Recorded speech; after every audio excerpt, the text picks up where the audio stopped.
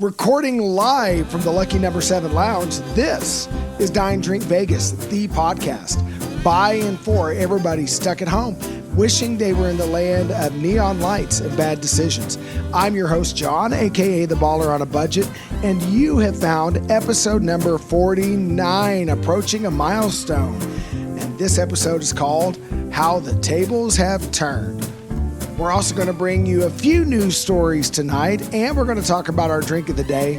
But before we can do any of that, that's right, boys and girls, it's time to welcome the founder of Dine, Drink, Travel himself. Of course, I mean the high roller, formerly of the High Plains, the leader in the luxury lounge, the king of comps, the Alabama slammer, the man who is always waiting on a limo to take him away to a luxurious Las Vegas resort. I mean, Bill. Good evening, Bill. How are you, sir? Good evening, John. I am fantastic. How are you tonight? I am doing good, and I have a feeling we're going to have different takes on the cocktail. But let me give the rundown of what we're doing. So what we're drinking tonight is called the Paper Plane. This is a cocktail that came out of 2008. Famed New York City bartender Sam Ross. It's a variation on the last word, which, Bill, is a cocktail I will eventually have us make. There's some hard-to-get ingredients with that, which I think is why this drink exists. To address that, I would say too, well, I'm going to hold that thought till after we give the rundown and we get our take on it. The recipe here is pretty easy. There are equal parts. The original recipe says 3/4 of an ounce, but you can make this as big or as small as you want. 3 equal parts of bourbon, Aperol, Amaro Nonino Quintessentia, anyway, and 3/4 of an ounce of freshly squeezed lemon juice. You take the Amaro, the Aperol, the bourbon, the lemon juice, throw it in a shaker full of ice, shake it like a bad kid that won't go to sleep. Please don't do that. Strain it out into a cocktail glass, and I actually have proper glassware tonight, and then serve it with a twist of lemon to garnish. Bill, what is your impression of the Paper Plane? So I like it. It tastes good, and I appreciate that it didn't take me forever to make. I'm actually, after we record the show, I like it enough, I'm going to go make another. Here's kind of the problem I've got with it. It's tartar than I prefer. Yeah. I think I would have probably changed the ratio to either put in less lemon or else put in a little bit of simple syrup or something like that. But it's still very good. The other problem that I've got is that I've only had Aperol once or twice before, and I think it was when we made some other cocktail on this show. I've never had Amaro before, so it's hard for me to know what each of the distinct flavors are.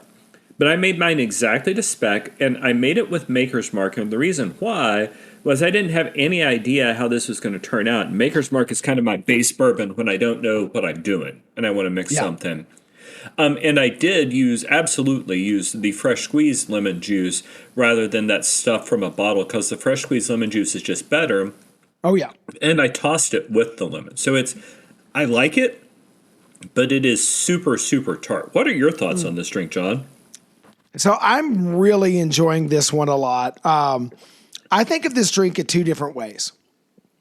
Number one, this is like a grown-up, more bitter, more complex whiskey sour, and I love whiskey sours.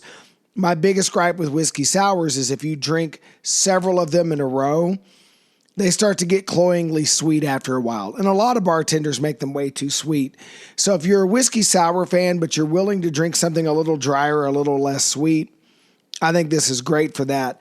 The other thing that it reminds me of, there's a cocktail, I don't remember what episode it was. We attempted to make it. I've never gotten the balance right at home, and that's the Trinidad Sour. And in a Trinidad Sour, it's lime juice, bourbon, and you use Angostura bitters as if it's a spirit. And because you have Angostura, it is a very hard drink to balance because that Angostura flavor walks all over everything. So any Amaro and Aperol, which is an aperitif that's Amaro adjacent, in Italy, instead of using cocktail bitters, they tend to go with Amaros and other aperitifs. Now, it's not as intense as cocktail bitters, and they can actually be drank alone, independently, or used as a mixer. So this is not as intense as that Trinidad sour, but I had the thought, Bill, and this is going to come up in a later episode. I want to revisit this drink, but I want to drop the Aperol and the Amaro Nonino, and I want to go with the Amaro de Angostura. Now that means we got to find a way to get you a bottle of the Amaro de Angostura.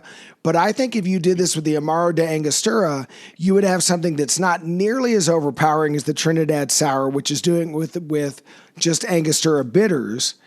It's a more lengthened, more approachable way to get to that same flavor family. I have a feeling I'm going to invent a cocktail that's between the paper plane and the Trinidad Sour. I think I might even call it the Plain to Trinidad. That's coming in another episode. So yeah, I'm a big fan. I'm all for that, but listeners, if you've never been through Alabama, A, I love it here, and B, our liquor stores are not why I love it here. They are bad. In preparation for the show, we're recording on Wednesday, August the 13th. On Saturday, I drove to Georgia because that's not hard to get to from my town in Alabama. I went to 3 different liquor stores, all of which were better supplied.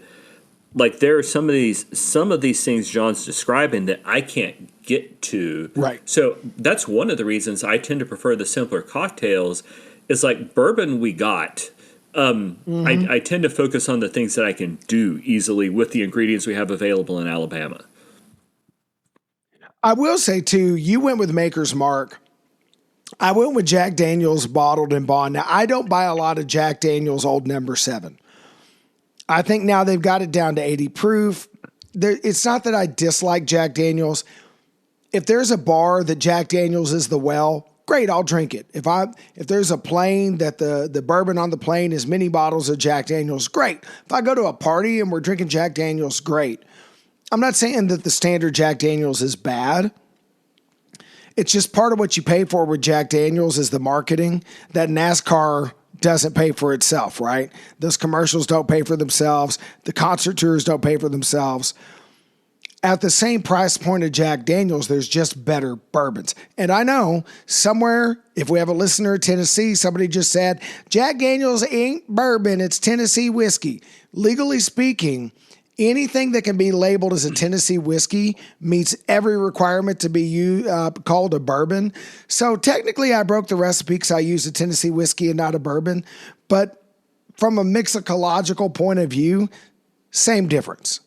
If Absolutely. You could taste the difference between a charcoal filtered bourbon and a Tennessee charcoal filtered Tennessee whiskey, you have better taste buds than me. So whiskey ran over.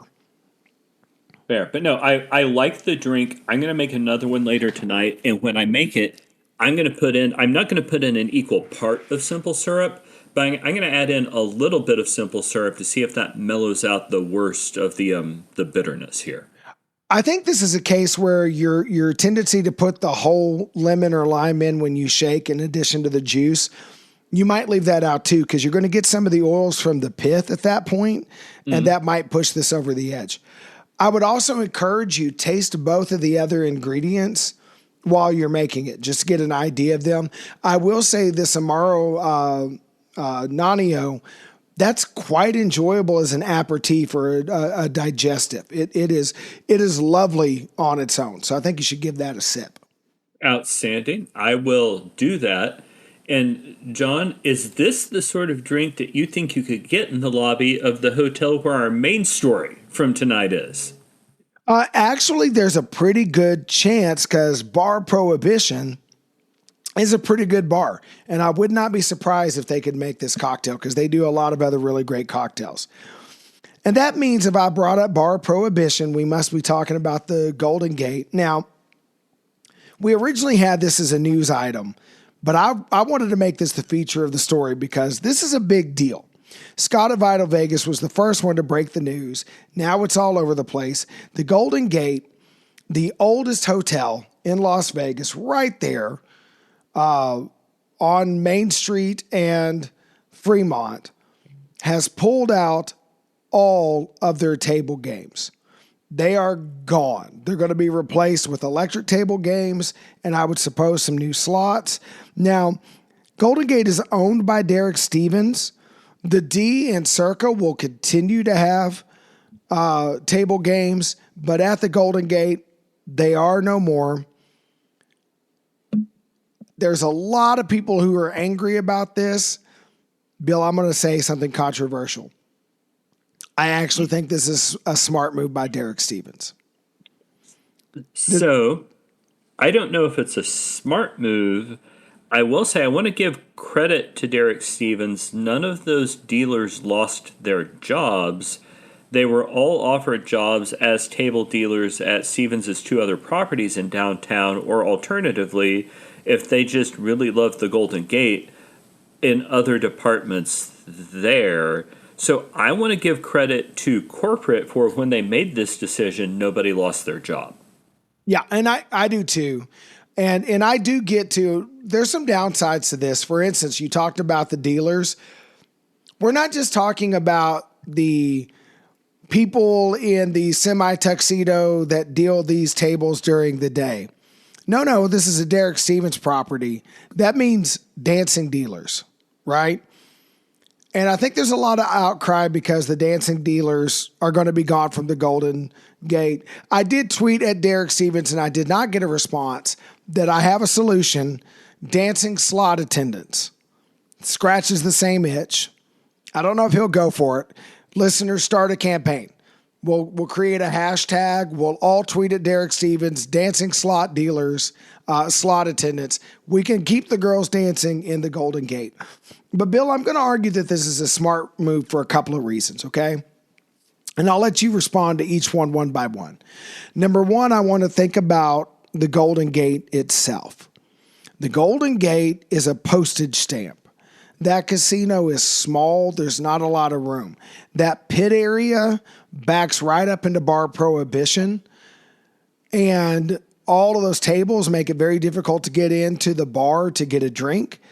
The pit area is why there's no food outlet anymore at Golden Gate. The diner is long since gone. And I think for the Golden Gate in particular, I don't think it makes a lot of sense to cram in dealer games in that space when it is a 30-second walk across the street where the Circa has plenty of room for all the table games you want. So, Bill, what do you think about my argument on space? I think that this is as bad a decision as when the Golden Gate decided to install the poop and pour in their suites. Like it is just not a poop and pour. It is absolutely. You stayed in a room with a poop and pour. And it is not a poop and pour. Listeners, for those of you who are new to the show, welcome.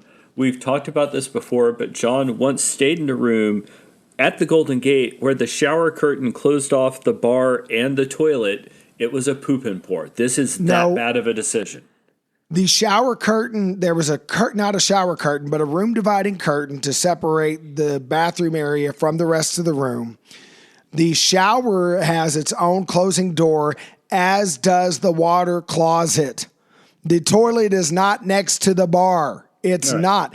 Unless your arms are twice as long as Shaquille O'Neal's, you cannot possibly sit on the toilet and reach the bar and pour a drink. If you are 12 foot tall, it's a poop and pour. For the rest of us, it is not, but Bill likes to be ridiculous. But seriously, Bill, you and I have gambled at the Golden Gate. You got to admit that was a very cramped pit area. It was a cramped pit area, but the goal of a corporation is to make money, and I can't imagine that they weren't making money in that pit area because it was always full, right? And it would take some pretty specific data for me to take a business floor space that was constantly full of customers spending money and trade it for anything else. And sure, they can make some money at these slots. They can make some money at bar prohibition, all that.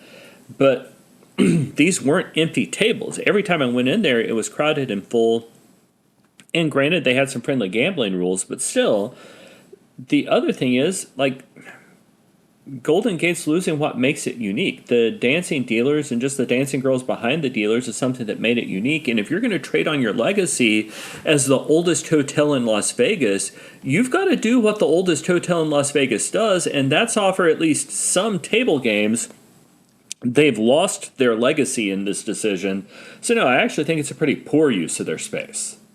Okay, so you and I disagree on that one, and that's okay. Here's argument number 2, and you talked about the profitability. The Golden Gate is the least expensive of Derek Stevens' properties to stay in.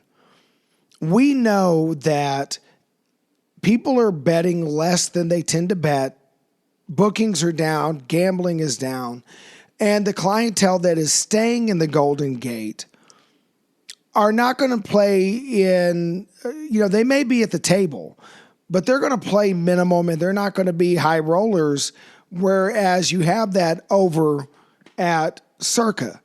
And given the fact that the cost of labor is at a premium, some of these games, like craps requires 3 people to be there. Every table at a Derek Stevens property at night has 2 dealers because at every table they alternate. One of the ladies is dealing, the other is up dancing. So for a Derek Stevens property, the labor cost is double because anywhere there is 1 dealer, you have to have 2. When one gets tired of dancing, they swap out, right? So I think for this particular setup where you're so close to your sister property, where people at Circa are more likely to spend more, that model works better in Circa where you have the space and you could do all of that. I think most of the guests in the Golden Gate are going to be slot people. There are also going to be people who might want to play blackjack and craps, but that $10, $15 minimum is too much. The electric table games, you can have the $1 minimum and the $3 minimum because you don't have to have 2 dealers to 3 dealers at every table. Yeah, but with those $1 and $3 minimums, as opposed to the $10 or $15 or $20 table minimums, you're also making less money. And my guess is that your average gambler at the Golden Gate wasn't playing perfect blackjack strategy most of the time. Oh, yeah. If you're, no matter what your margins are, at a $5 electronic bet, you're not making enough money there, right? Like at the $20 bet or $25 bet, whatever it was, depending on what they had at the night of day, that's enough more per hand that you could probably afford to pay some of the dealers. Now, the space that they are getting here is, I don't know what Nevada law says, but I would assume they wouldn't have to have a casino cage. And actually, I guess you'd still have to have at least a cage, but you could devote a lot less space to that because you wouldn't need, space to store chips. You would need fewer lanes, stuff like that. So sure, you are getting some space there, but no, man, I think they absolutely should have stayed true to what their heritage is here. And I hear that argument. I'm going to make one more. And listeners, please don't give up on the podcast because I'm about to make Bill and some listeners angry. I did not start going to Vegas until Bill? Our first trip together was 2015. Give or take, sure. So I didn't grow up going to Vegas. I didn't go in my 20s. By the time I got to Vegas, the electronic games already existed.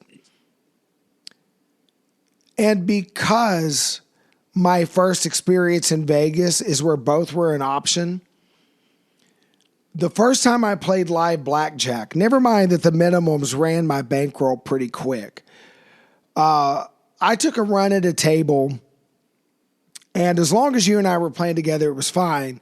But you had gotten up at one point, I think, you won big and went to go cash out. I played 2 more hands, and the Nimrod next to me at the table was jawing at me because I took his card, or I didn't take a card when I should have, and I ruined his hand. And I'm going to be honest, Bill, I like the feel of the table games, and I don't think I'm alone. And I think if Vegas is going to start recruiting younger people to go, and I'm not young, I'm old, but I think when you start talking about today's 20-somethings that are used to digital entertainment and that kind of thing. I think this is something that's actually good for the future because the next generation of gamblers is just different.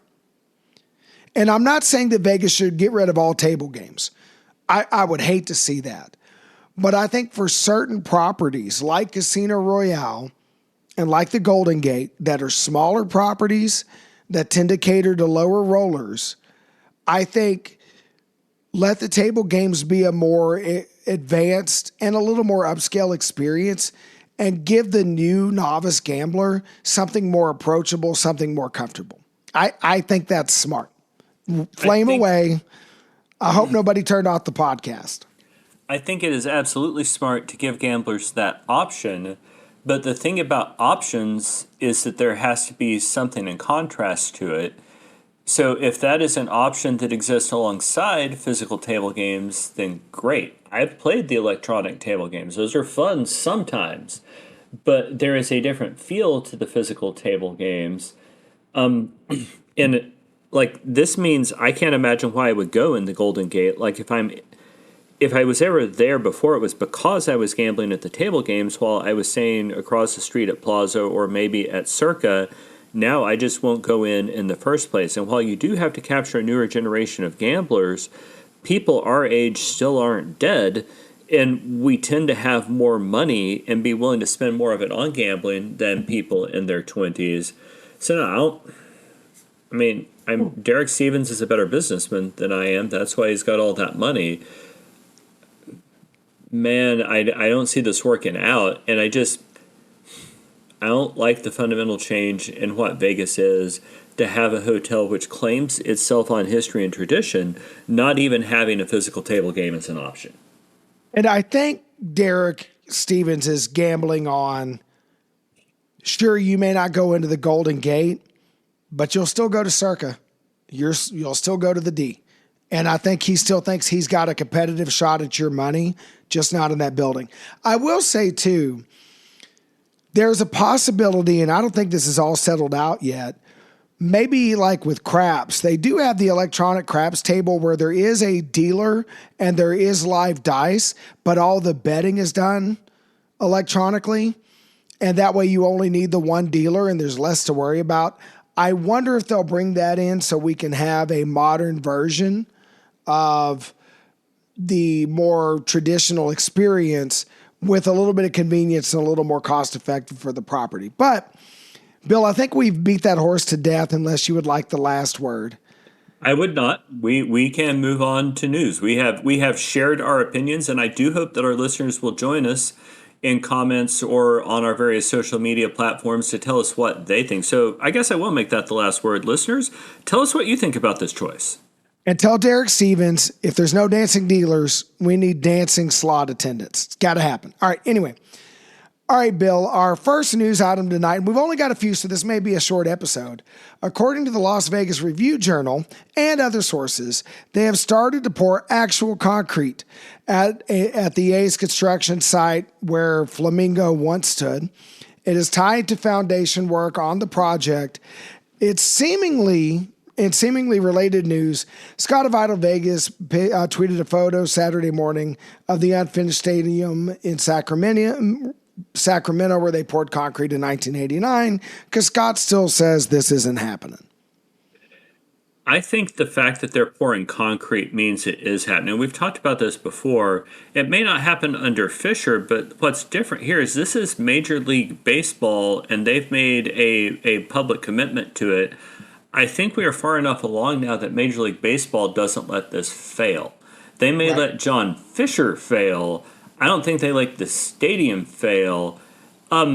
And Scott is better informed than I am. He's got better news sources than I do. I have never disagreed with anything he said before. I disagree on this point.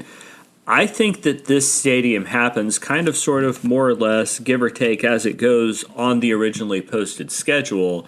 I will concede the point that John Fisher is a terrible owner.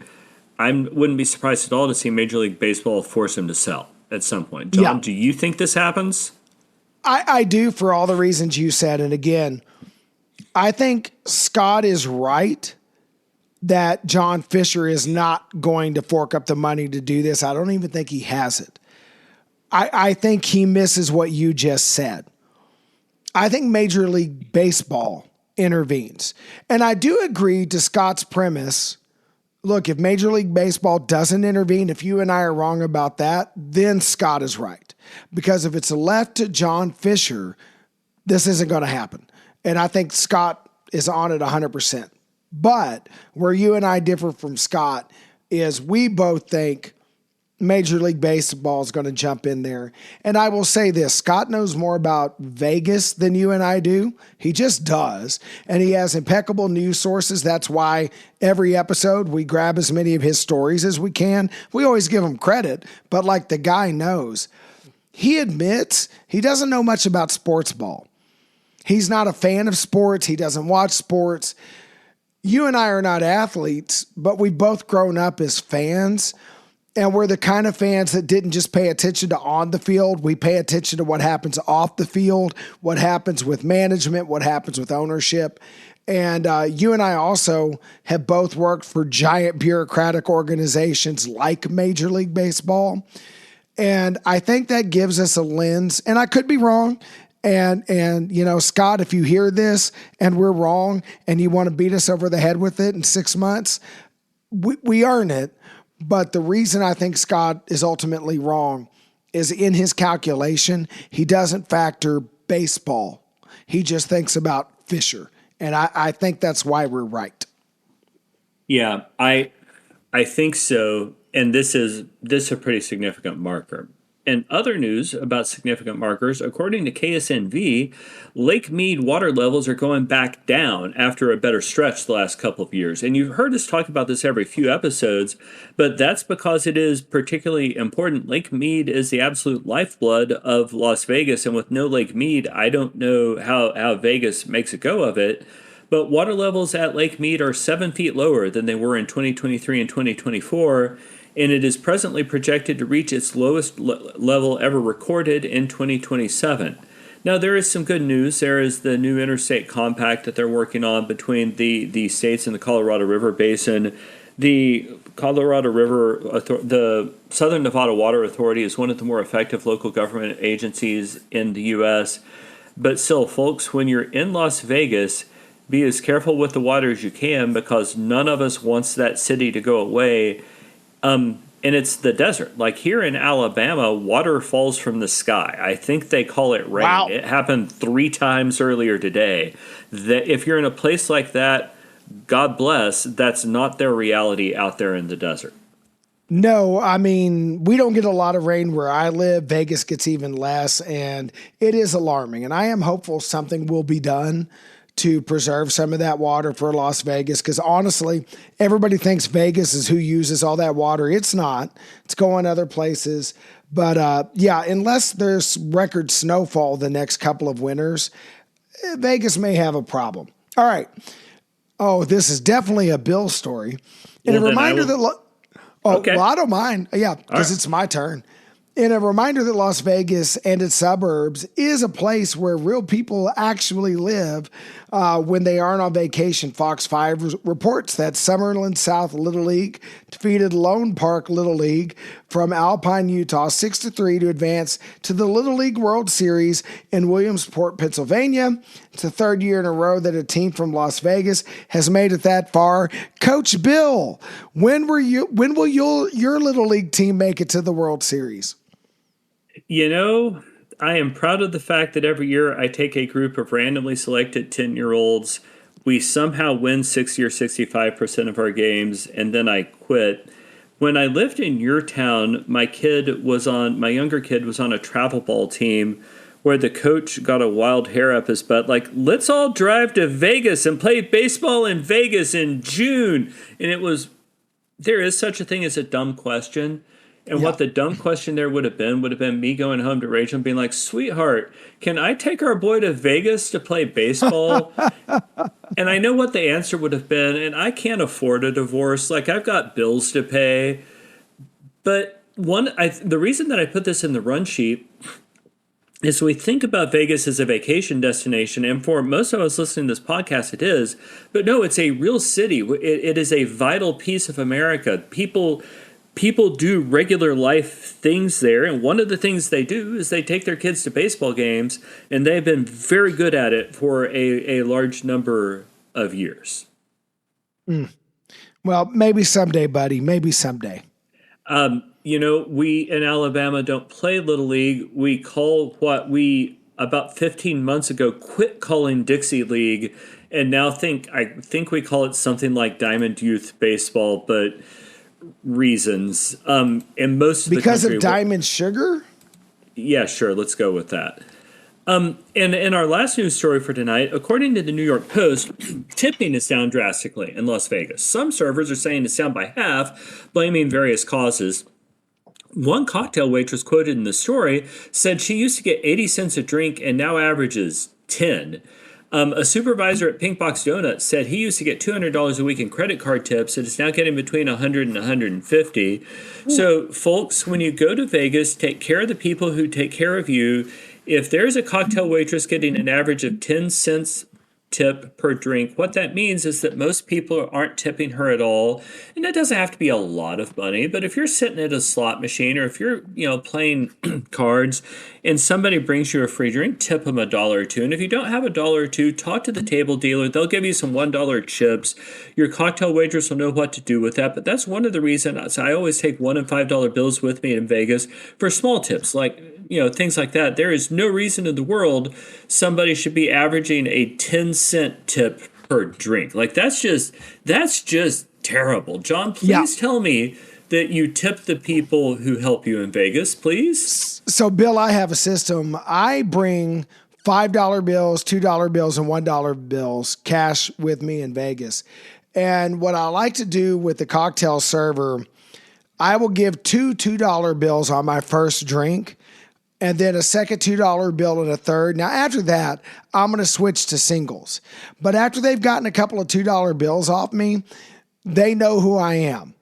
And whenever I am playing in that casino, they will find me. And if I've been gone for a while and I come back, I start the routine over.